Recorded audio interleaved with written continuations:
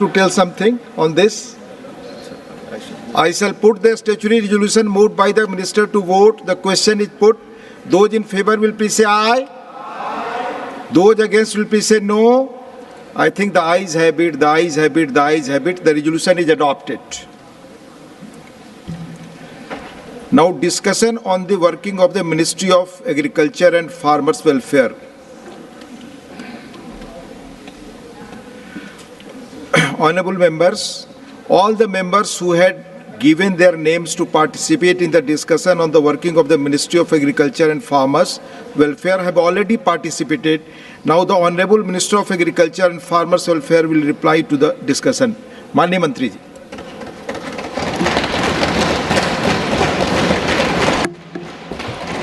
धन्यवाद माननीय उपसभापति महोदय। सबसे पहले तो मैं अपने देश के प्रधानमंत्री श्रीमान नरेंद्र मोदी जी का हृदय से आभार प्रकट करना चाहता हूं। किसानों की सेवा और कृषि की सेवा का दायित्व उनके नेतृत्व में मुझे सौंपा गया है और मैं इस दायित्व को पूरे परिश्रम, ईमानदारी, जिद, जुनून और जज्बे के साथ निभाने का प्रयत्न करूंगा। माननीय उपसभापति जी, मैं माननीय सभी सदस्यों का आभारी हूं। माननीय देवेगौड़ा जी जैसे एक्स प्राइम मिनिस्टर, उन्होंने अपने विचार प्रकट किए। पक्ष के और विपक्ष के सभी माननीय सदस्यों ने अपने विचार प्रकट किए हैं। चर्चा सार गर्भित थी। मैं माननीय सदस्यों को विश्वास दिलाना चाहता हूं कि चर्चा में जो सकारात्मक सुझाव आपने दिए हैं उन पर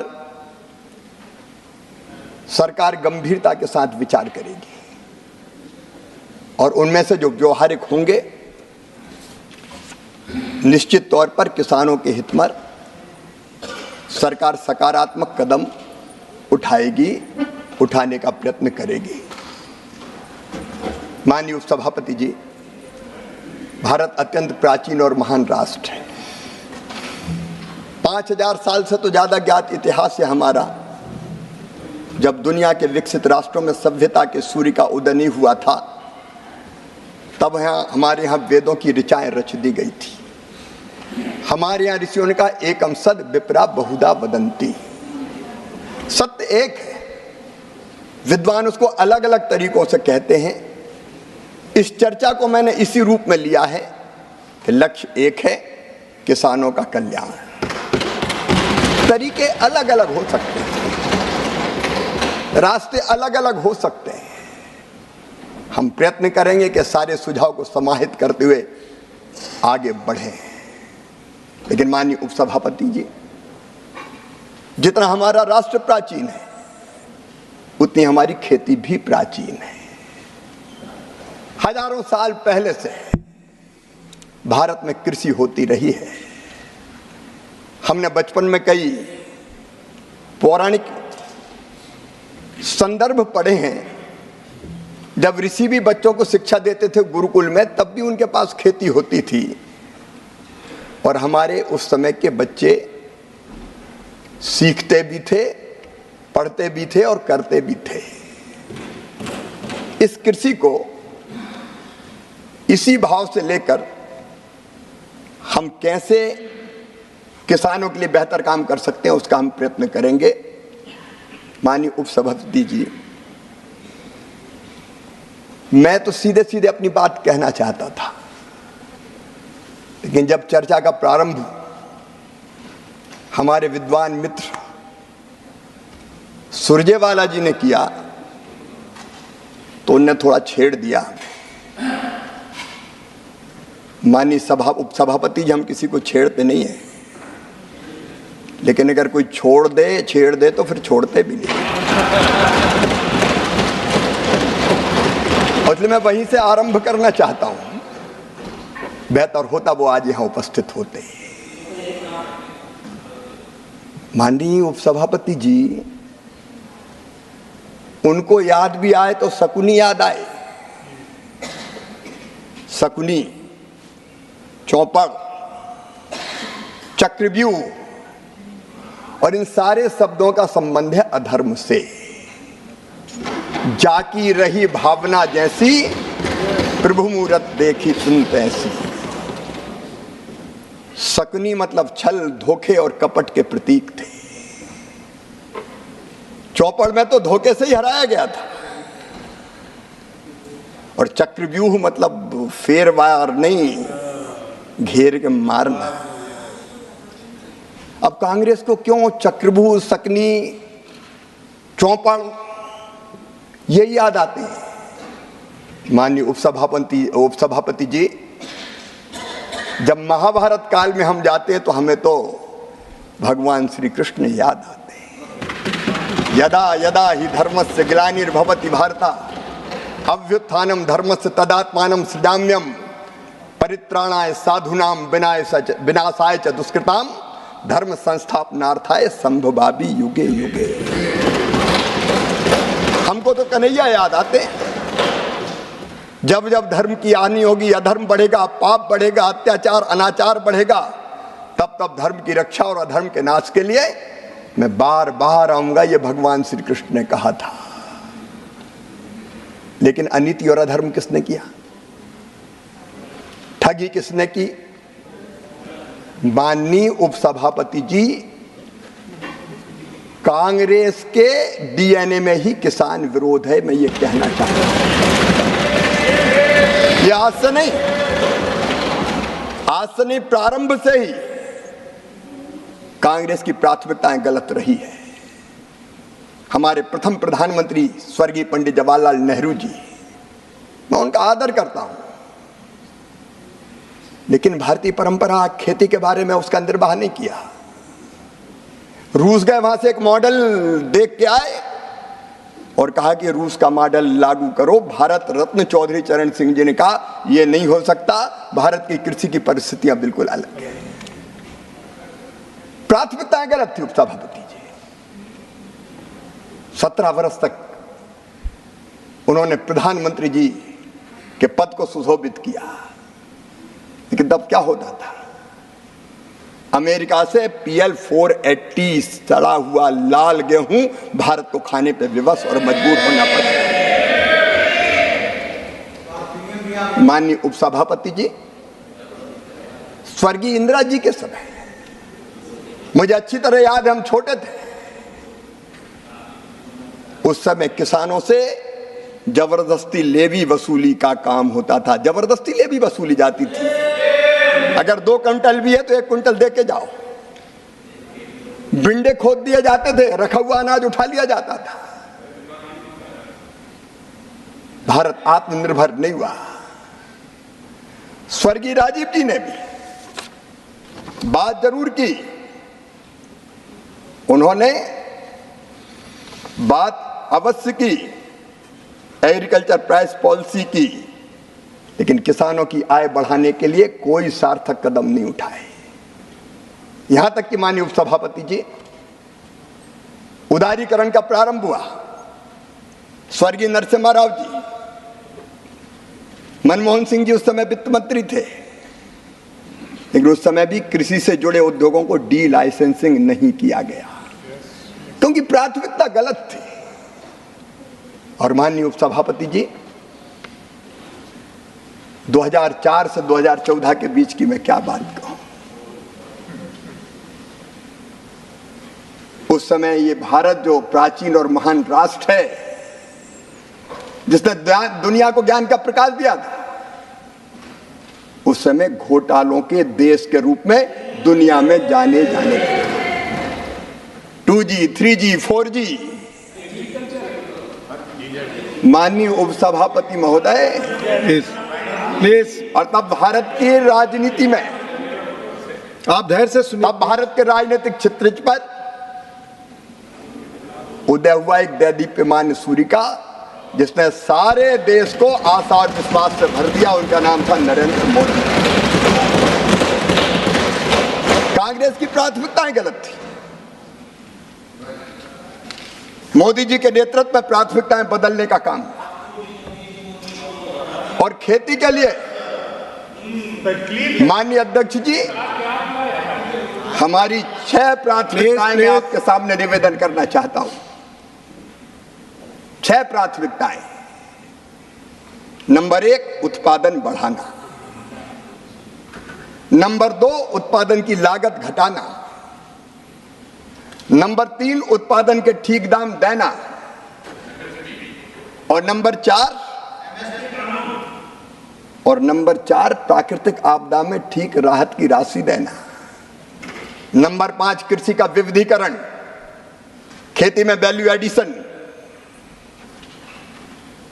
और माननीय अध्यक्ष उपसभापति जी, आने वाली पीढ़ियों के लिए भी धरती सुरक्षित रहे, इसलिए प्राकृतिक खेती को बढ़ावा देने का प्रयास।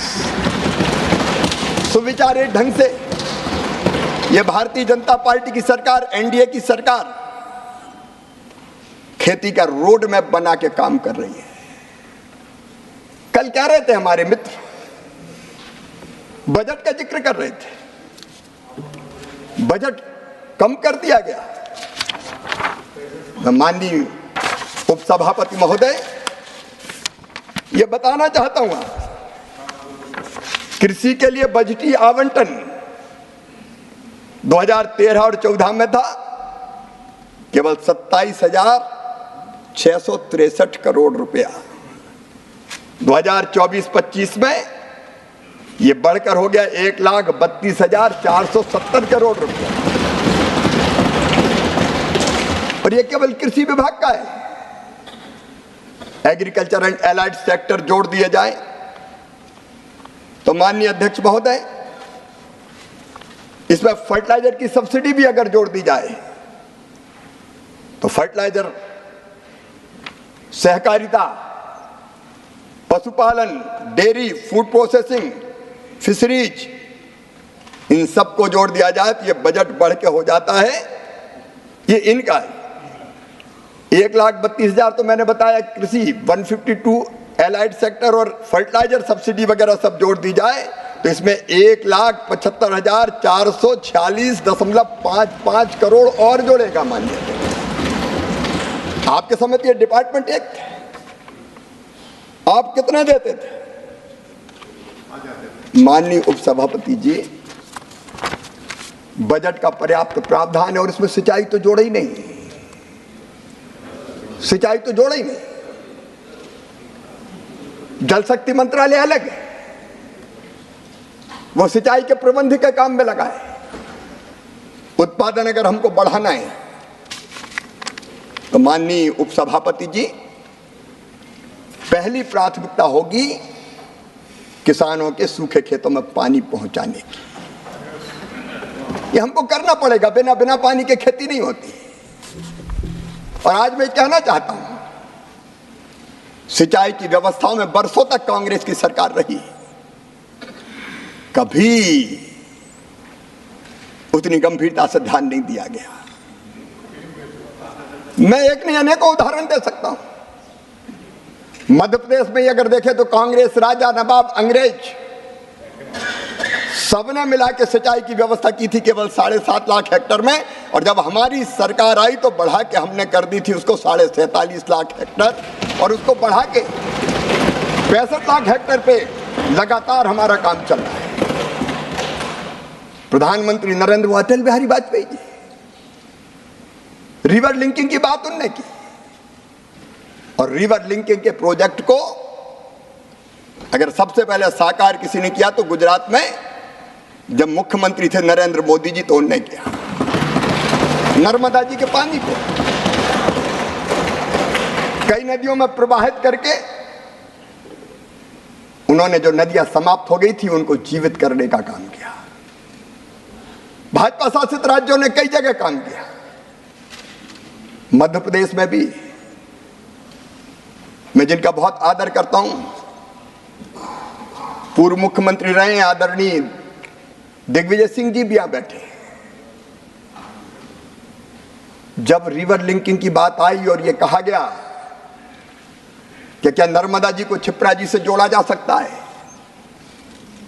तब उत्तर था उधर से कि नहीं, इम्पॉसिबल। हमने कहा संभव शब्द हमारे शब्दकोश में नहीं है, और तय किया कि नर्मदा जी के पानी को छिप्रा जी में ले जाएंगे और ले जाके दिखा देंगे।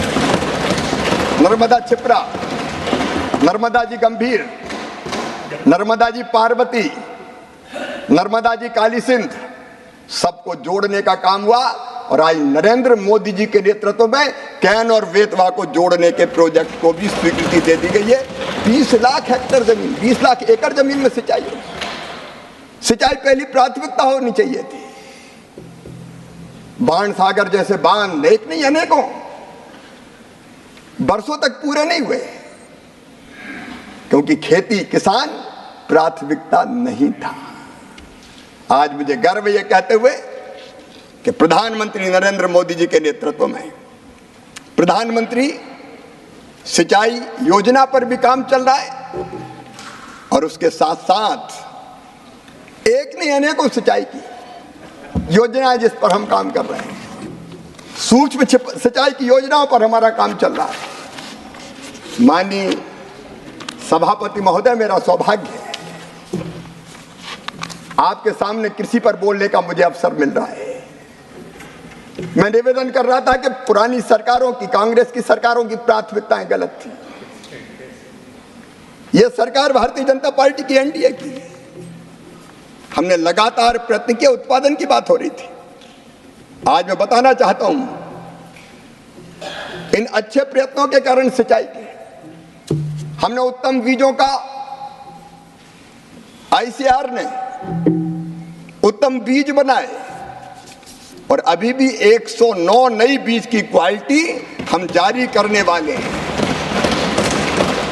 क्योंकि उपज अगर बढ़ाना है तो अच्छे बीज चाहिए, जलवायु अनुकूल जीव चाहिए, बेहतर सिंचाई चाहिए, अच्छा आदान चाहिए, और 10 साल से मोदी जी के नेतृत्व में ये हो रहा है।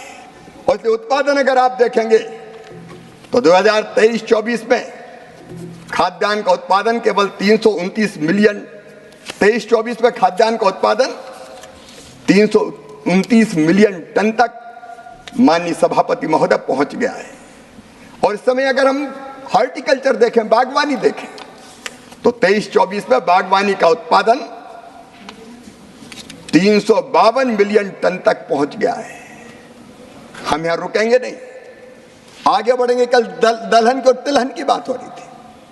जब उधर की सरकार थी माननीय सभापति महोदय, दलहन का उत्पादन, तिलहन का उत्पादन वो प्राथमिकता नहीं थी, लगातार घट रहा था।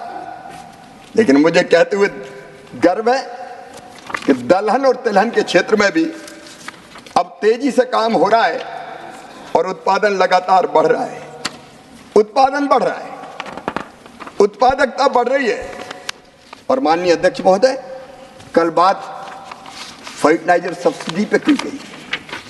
आज मैं आंकड़े आपके सामने रखना चाहता हूं, आपके सामने आंकड़े रखना चाहता हूं। जब उधर की सरकार थी तब माननीय अध्यक्ष महोदय 13-14 में, माननीय सभापति महोदय 13-14 में फर्टिलाइजर सब्सिडी थी 71,280 करोड़।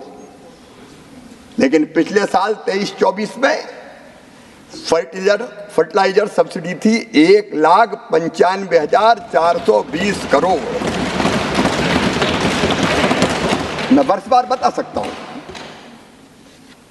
18-19 में 73,435 करोड़, और इस साल कह रहे थे वर्षवार मेरे पास आंकड़े हैं कि घटा दी गई है। आज मैं कहना चाहता हूं माननीय सभापति महोदय, फर्टिलाइजर की सब्सिडी में जितना पैसा लगता है सरकार व्यवस्था करती है। बजट के प्रावधान के अलावा भी अतिरिक्त राशि देनी पड़ती तो दी जाती है। अभी अंतर्राष्ट्रीय परिस्थितियों के कारण डीएपी के जहाज घूम के आए, लंबा मार्ग तय करना पड़ा, समय ज्यादा लगा और इसलिए कीमत बढ़ रही थी। हमने उस बढ़ी हुई कीमत का भार किसान पर नहीं डाला और 2625 करोड़ का स्पेशल पैकेज दिया ताकि सस्ता फर्टिलाइजर किसान को मिलता रहे। आज आपके माध्यम से माननीय सभापति जी मैं बताना चाहता हूं, यूरिया के एक बैग पर हमारे विद्वान मित्र अभी संजय जी बैठे, वो बात कर रहे थे कि मात्रा कम हो गई है, कम हो गई है। माननीय सभापति जी, यूरिया के एक बैग पर 45 किलोग्राम का, 50 से 45 हुआ है, लेकिन लागत भी कम कर दी। अब 45 किलोग्राम पर सरकार सब्सिडी देती है 2100 रुपया, ये मोदी जी की सरकार देती है। किसानों के लिए केवल 266 रुपया में मिलता है। 2366 रुपए का यूरिया किसान को 266 रुपया में देती है ये मोदी जी की सरकार, भारतीय जनता पार्टी की सरकार। माननीय सभापति जी, डीएपी का एक बैग 50 किलोग्राम का सरकार सब्सिडी देती है 1083 रुपया, कुल कीमत पड़ती है 2433 रुपया, लेकिन किसान को मिलता है 1350 में। हमने इस कीमत को कभी बढ़ने नहीं दिया। सस्ता खाद मिले, किसान फायदे की खेती कर पाए, इसके लिए एक नहीं अनेकों कदम उठाए गए। और माननीय अध्यक्ष, माननीय सभापति महोदय, मैं आपके माध्यम से आश्वस्त करना चाहता हूं, देश के करोड़ों किसान भाइयों और बहनों को यह सस्ता खाद मोदी जी की भारतीय जनता पार्टी की सरकार देती रहेगी। मैं पानी की बात कर रहा था, पर ड्रॉप मोर क्रॉप, प्रधानमंत्री जी ने मंत्र दिया। पानी की कमी पर कई माननीय सदस्यों ने चिंता जाहिर की थी। अंडरग्राउंड वाटर नीचे जा रहा है, कई जगह सूखे का संकट है, इसलिए पानी की एक एक बूंद हमें बचानी पड़ेगी और इसलिए सूक्ष्म सिंचाई योजना लाई गई।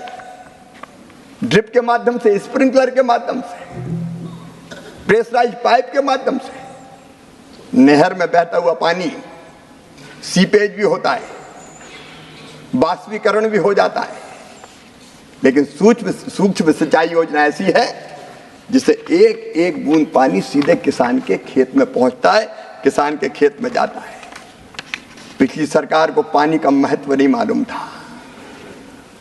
माननीय सभापति जी, अब सूक्ष्म सिंचाई योजना में अगर आप देखेंगे तो इस सरकार ने 23-24 तक 14-15 से 21,312 करोड़ रुपया खर्चा किए हैं और हमने तेजी से क्षेत्रफल को बढ़ाने का काम किया है। माननीय सभापति जी, कल कृषि के मशीनीकरण की बात हो, सच्चाई बयान करते, चना 3100 आप खरीदते थे, हम खरीदते 5,440, मसूर आप खरीदते थे 2,950, हम खरीदते 6,425, तुअर आप 4300 खरीदते थे, हम खरीदते 7,550, उड़द आप 4300 खरीदते थे, हम खरीदते 7,400, एक एक फसल के रेट। और एक बात मैं और कहना चाहता हूं, आपके माध्यम से देश के किसानों से, दलहन में देश को आत्मनिर्भर बनाना है, आयात पर निर्भरता समाप्त करना है, और इसलिए सरकार ने फैसला किया कि अरहर हो, मसूर हो, उड़द हो, जितनी किसान पैदा करेंगे पोर्टल पर रजिस्ट्रेशन करवाए, पूरी की पूरी खरीदी जाएगी, एमएसपी पर पूरी की पूरी खरीदी। कल बात कही जा रही थी, विद्वान मित्र सुरजेवाला जी, वो नहीं है माननीय सभापति जी, मेरा तो सब्जेक्ट ही खत्म हो गया, बोल के चले जाते हैं। वो कह रहे थे कि पैदा इतना हुआ खरीदी इतनी, पैदा इतना हुआ खरीदी इतनी। एमएसपी काय के लिए होती सभापति जी? अगर किसान को एमएसपी के नीचे दाम मिले तो वो एमएसपी पे बेचेगा, अगर फसल के ठीक दाम मिले तो एमएसपी पे बेचने नहीं आएगा। अब जानते हैं माननीय सभापति महोदय, मध्य प्रदेश में सरबती गेहूं पैदा होता है, सरबती गेहूं के रेट है 4,000 5,000 रुपया क्विंटल। क्या वो भी एमएसपी पे बिकवाना चाहते हैं? हरियाणा में, पंजाब में, मध्य प्रदेश में बासमती राइस होता है, अच्छे दाम मिलते हैं। कनाडा, अमेरिका, आज भारत का बासमती राइस धूम मचा रहा है। 40,000 करोड़ रुपए का हमने निर्यात किया माननीय सभापति। अच्छे दाम मिलेंगे तो जबरन बेचने आए, तुम तो एमएसपी पे ही खरीदो। दालों के कई बार अच्छे दाम मिलते हैं, और जब अच्छे दाम मिलेंगे तो एमएसपी पे खरीद कैसे होगी? और सब किसान पूरा बेचते नहीं है। अब उनको पता ही नहीं है कि अपने खाने के लिए भी रखते हैं। गांव में कई बार परंपरा है कि किसान कृषि मजदूरों को पैसे नहीं देते, अनाज ही देते हैं। अब उन्हें आंकड़े पढ़ दिए, अब मुझे पता नहीं खेती से मतलब है कि नहीं है। माननीय मंत्री जी, सभी को यह जानने की बहुत आवश्यकता है। अक्सर हम मुद्दा उठाते हैं कि एमएसपी पर कितना खरीद हो रहा है। एमएसपी पर कम खरीद का मतलब किसान की स्थिति ठीक है और उसको कीमत कहीं और मिल रही है। तो आज के दिन सदन की आज के दिन मेरी बात सुनिए, आज के दिन आवश्यकता है कि हम किसान की समस्या को सही दृष्टि में समझें। किसान एमएसपी का फायदा उठाना चाहता है जब वो जानता है कि मैं मार्केट में जाता हूं तो मुझे वो कीमत नहीं मिल रही है। तो ये जो आर्ग्यूमेंट हुआ, मुझे भी बड़ी आहत हुआ इस बात को लेकर, और तब मुझे व्यवस्था में कहना पड़ा कि किसान का क्या समझने की आवश्यकता है। एमएसपी का मतलब किसान के पास मार्केट में कीमत उपलब्ध नहीं है, इसलिए व्यवस्था में किसान को एमएसपी पर बेचना पड़ेगा। अच्छी व्यवस्था यह है कि किसान को वाजिब दाम मार्केट के हिसाब से मिले, और मार्केट जब उसको सपोर्ट नहीं करता है तो एमएसपी आती है। तो एमएसपी में खरीद कम होती है, इसका संकेत है कि किसान की हालत ठीक है। पर एमएसपी का निर्धारण एक लगातार ऊपर चढ़ना चाहिए, और उसकी ओर आप कार्यरत रहेंगे, मैं मानकर चलता हूं। वो बढ़ना चाहिए, क्योंकि आप एमएसपी तय करेंगे तो मार्केट फोर्सेस भी कंट्रोल होंगी। धन्यवाद माननीय सभापति जी।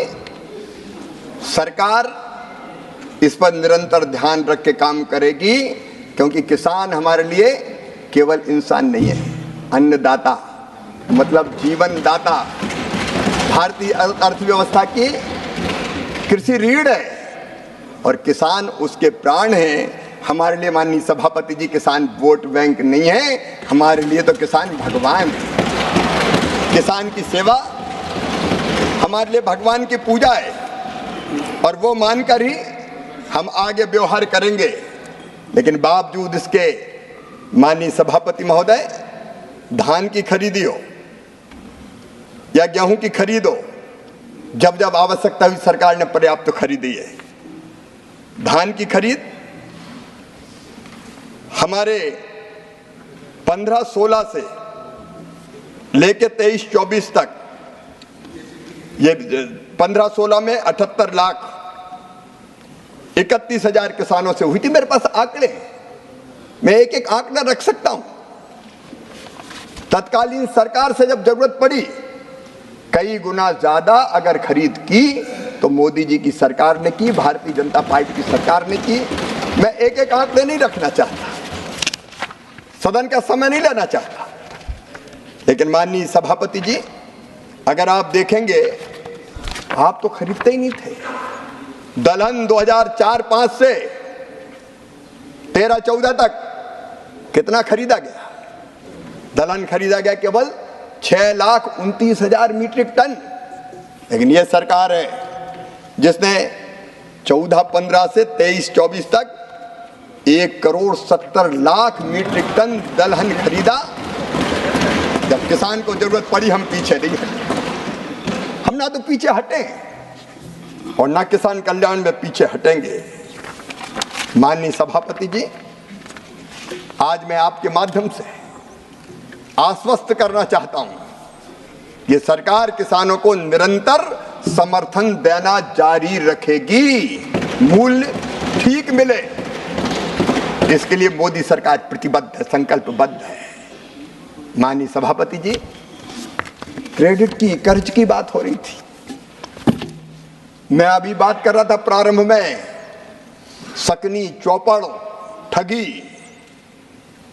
ये कर्ज की बात करते हैं अपने घोषणा पत्रों में, केंद्र के और राज्य के। एक बार नहीं, अनेकों बार का। जैसे ही हम सरकार में आएंगे सारे कर्जे माफ कर दिए जाएंगे। मध्य प्रदेश, छत्तीसगढ़, राजस्थान, इनके नेता गए थे, सभाओं में गिनती गिनते थे, 2 लाख तक के कर्जे माफ 10 दिन के अंदर, और बोलते थे 1 2 3 4 5 6 7 8 9 10 दिन में कर्जा माफ, नहीं तो 11वें दिन मुख्यमंत्री हटा दिया जाएगा। लोगों ने एक बार जिता दिया 18 में, इंतजार करते रहे। 10 दिन हो गए, 1 महीना हो गया, 1 साल हो गया, कर्जा माफ नहीं हुआ, तो 1.25 साल में फिर से कांग्रेस की सरकार ही चली गई मध्य प्रदेश में। और दोबारा माननीय सभापति महोदय, दोबारा सरकारें वहां लौट के नहीं आई, क्योंकि ये छल और फरेब और ठगी अगर करती किसान के साथ तो कांग्रेस करती है, कांग्रेस करती है। ये तीन शब्द डिलीट होंगे। मैं क्षमा चाहता हूं माननीय सभापति जी। क्रेडिट और कर्जा माफी, माननीय सभापति जी, अगर हम क्रेडिट की बात देखें, कर्जा कितना मिलता था किसानों को? जब कांग्रेस की सरकारें थी तब किसानों के क्रेडिट कार्ड की व्यवस्था नहीं थी। मैं आज प्रणाम करना चाहता हूं स्वर्गीय पंडित अटल बिहारी वाजपेयी जी को। उन्होंने किसानों की उस तकलीफ को समझा और किसान क्रेडिट कार्ड की व्यवस्था के अंतर्गत कम ऋण पर किसानों को कर्जा मिलना प्रारंभ हुआ। माननीय सभापति जी,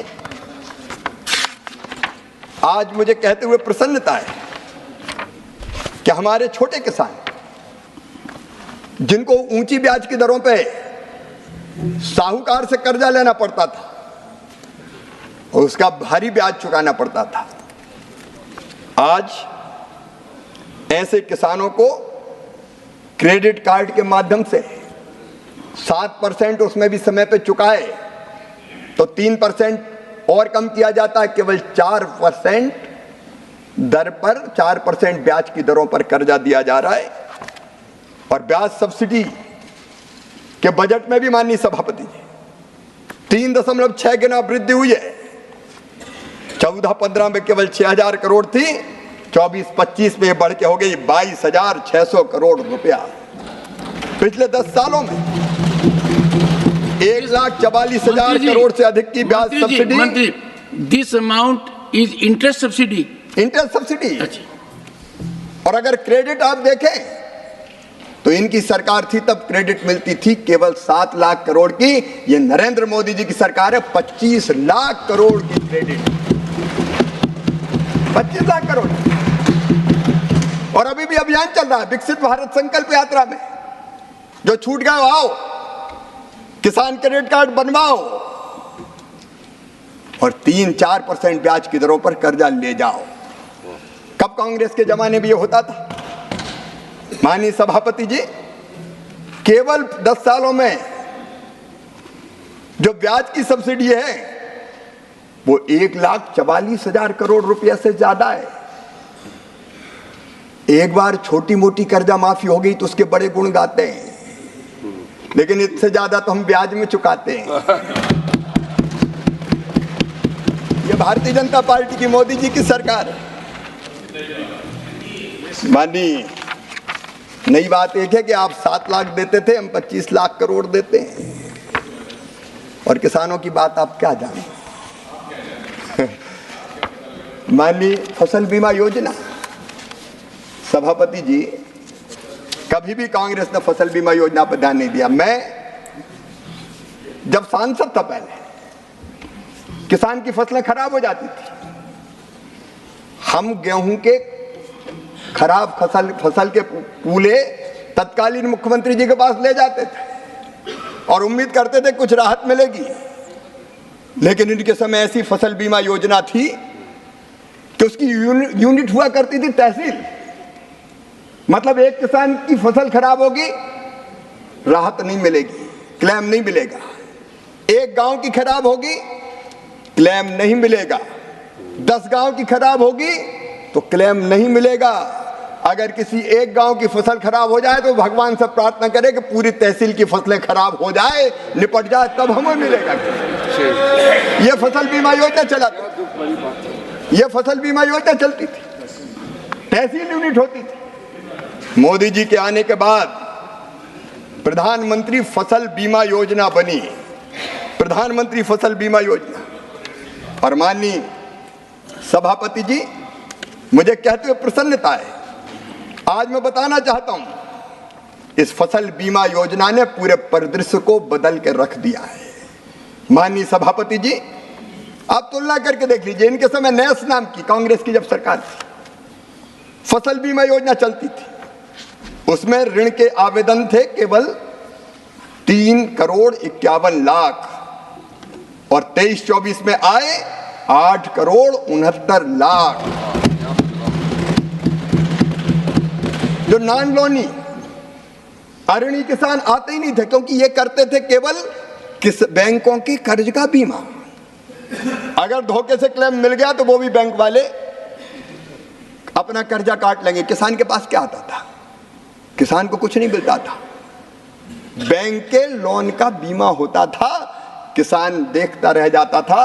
अब अलोनी किसान, नॉन लोनी किसान, इनके समय के बीमा करवाते थे, आवेदन आते थे केवल 20 लाख और अब आए हैं 5,48,00,000, 27 गुना से ज्यादा। बीमित क्षेत्र, माननीय सभापति जी, अब 5,98,00,000 हेक्टेयर हो गया है और कुल बीमित राशि इनके समय 82,000 करोड़ हुआ करती थी, अब बढ़ के 2,71,295,000 हो गई है। आप फसल बीमा की आलोचना करते हैं। किसानों के प्रीमियम, इनके समय किसान प्रीमियम देता था 16,442 करोड़, दावों में 63,617 करोड़ मिले और अब 32,440 करोड़ प्रीमियम और 1,64,000 करोड़ रुपया क्लेम किसान को मिला है। ये अपने आप में दर्शाता है कि किसान को अगर नुकसान होता है तो क्लेम दिया जाता है। ये दुनिया की सबसे बड़ी फसल बीमा योजना है जो प्रधानमंत्री नरेंद्र मोदी जी के नेतृत्व में चल रही है। और माननीय सभापति जी, आज कल कई देश इस योजना का अध्ययन करने आ रहे हैं, जिनको अपने यहाँ फसल बीमा योजना लागू करनी है। माननीय अध्यक्ष महोदय, मैं आपसे निवेदन करना चाहता हूं, जब कांग्रेस की सरकार थी एक समस्या और थी, किसानों ने तो देश के अन्न के भंडार भर दिए, उत्पादन बढ़ा हुआ उत्पादन फसल के उपरांत वो बेचने में अगर समय चाहिए तो रखें कहां? रखने की जगह नहीं थी। मुझे याद है माननीय सभापति जी, एक बार जब शरद जी कृषि मंत्री थे, मैं मध्य प्रदेश का मुख्यमंत्री था, मैं उनके पास आया कि हमें पीडीएस के लिए कुछ अतिरिक्त आवंटन दे दें। उनका दे कहां से दें, तुम प्रोक्योरमेंट कितना करते हो?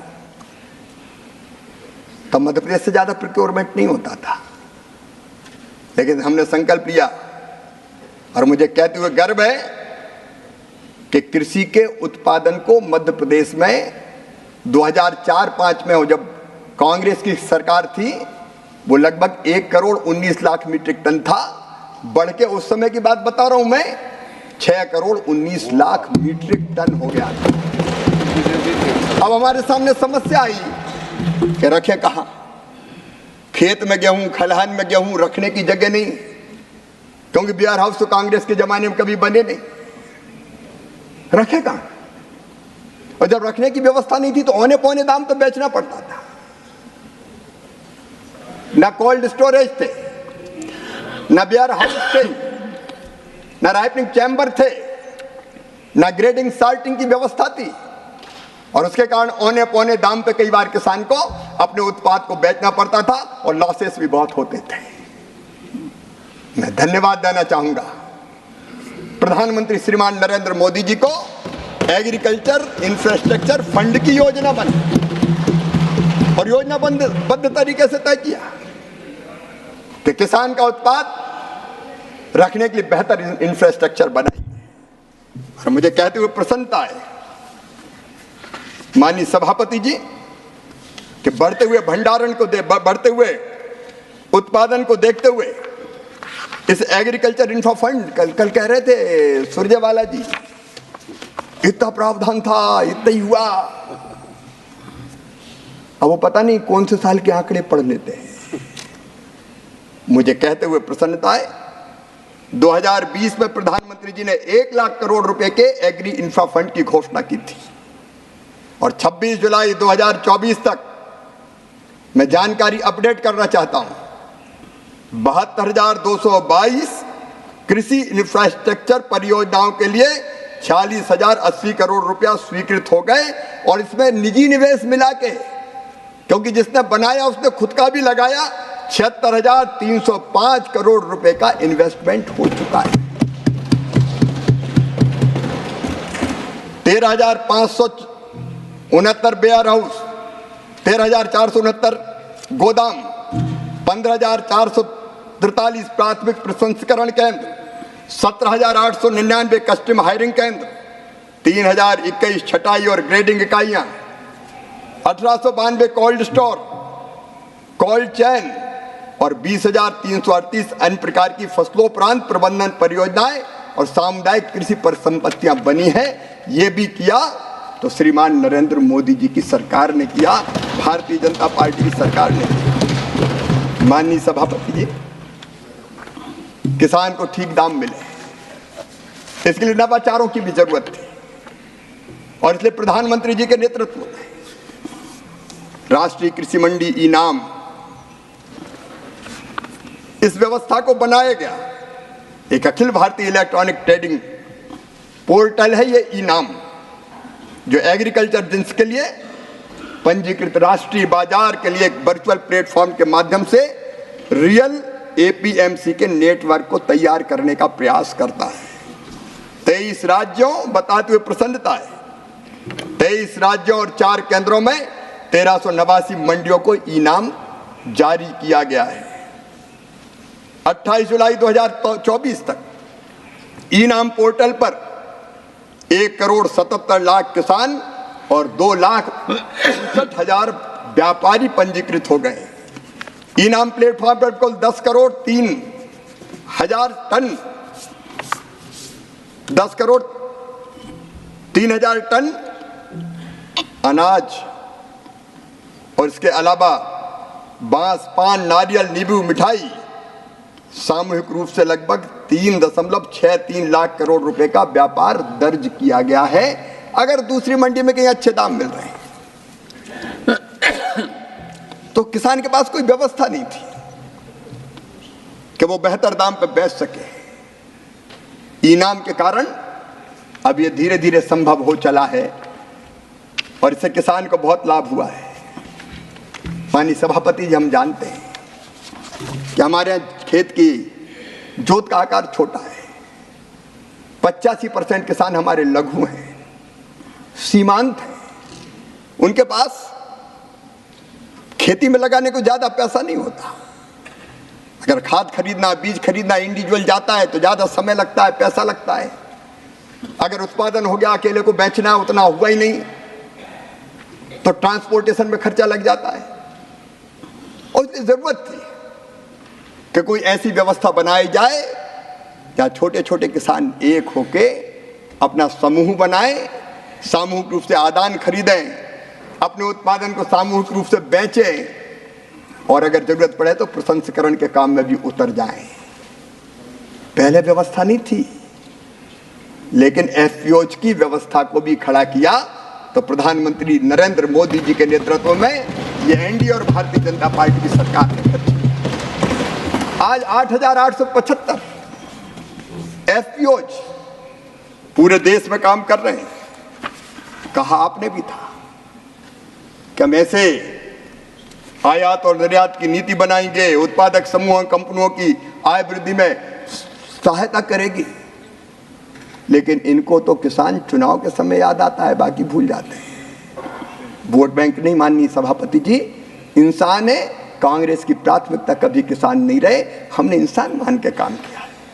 और इसलिए माननीय सभापति महोदय, इन एफपीओज के माध्यम से माननीय मंत्री जी, we have today about 4.5 minutes. Would you like to conclude today or? माननीय सभापति जी, मेरी विनम्रता पूर्वक प्रार्थना है कि देश के किसान और कृषि की जिम्मेदारी मुझे मिली है, तो कुछ बुनियादी चीजें मैं सदन के माध्यम से रखना चाहता हूं। तो मुझे आप अनुमति देंगे? अगले दिन भी आप बोलने का कहेंगे तो मैं रख नहीं, ये निर्णय आप कीजिए जी। तो जब तक खत्म नहीं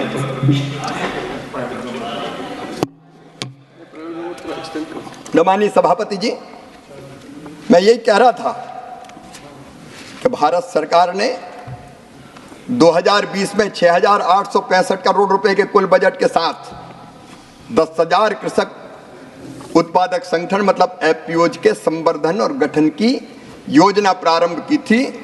और मुझे खुशी है कि 8,875 बन गए, जिनने 4,165 एफपीओ को 210 करोड़ रुपए की मैचिंग इक्विटी भी जारी की गई है।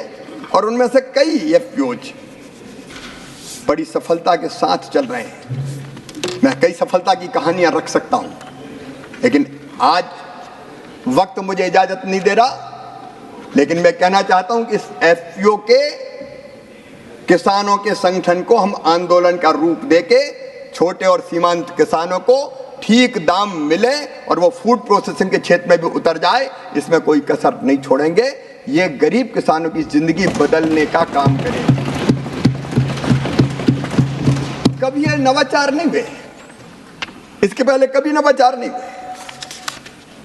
माननीय सभापति जी, मैंने कहा था उत्पादन की लागत घटाना है। एक नहीं अनेकों प्रयास उसके लिए किए गए, एक नहीं अनेकों प्रयास मोदी जी के नेतृत्व में। आप केवल कहते रहे, मैं कांग्रेस के घोषणा पत्र उठा के बता सकता हूं।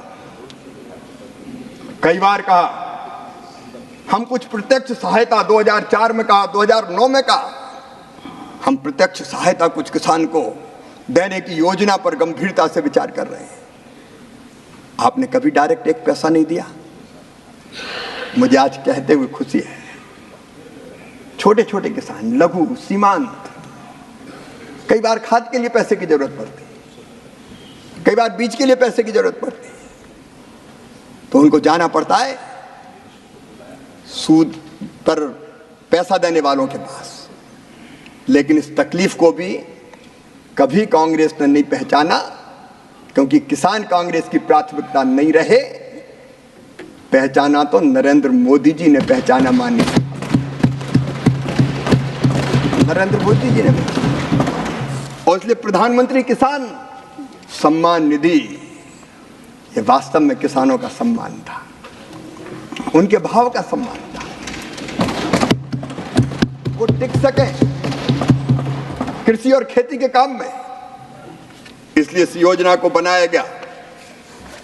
2004 में आपने कहा नहीं किया, 2009 में आपने कहा नहीं किया, लेकिन आज मुझे कहते हुए खुशी है कि मोदी जी ने 3 किस्तों में 6,000 रुपया हर साल, और ऐसे नहीं डीबीटी के माध्यम से, बीच में कोई बिचौलिया नहीं। एक प्रधानमंत्री जी इस देश में हुए थे जो कहते थे 1 रुपया देते हैं 15 पैसा पहुंचता है, लेकिन मोदी जी ने कह दिया ना खाऊंगा ना खाने दूंगा। इसलिए एक डालते हैं तो सीधा 1 रुपया ही पहुंचता है। Thank you honourable minister, thank you, thank you, thank you. माननीय सभापति महोदय, 3 किस्तों में जब 2-2 हजार रुपया गरीब किसान के पास पहुंचता है तो वो अपनी तात्कालिक आवश्यकताओं की पूर्ति करता है और ये पैसा उसके लिए वरदान बन जाता है। मुझे कहते हुए खुशी है कि इस योजना से 3,24,000 करोड़ रुपया इस योजना के अंतर्गत अब तक किसान के खाते में डाला जाता है। Leader of the house, leader of the house. I think the private member bill we have to take. So I would request the minister that he may continue on Monday, so that he. So the honorable minister will continue on Monday.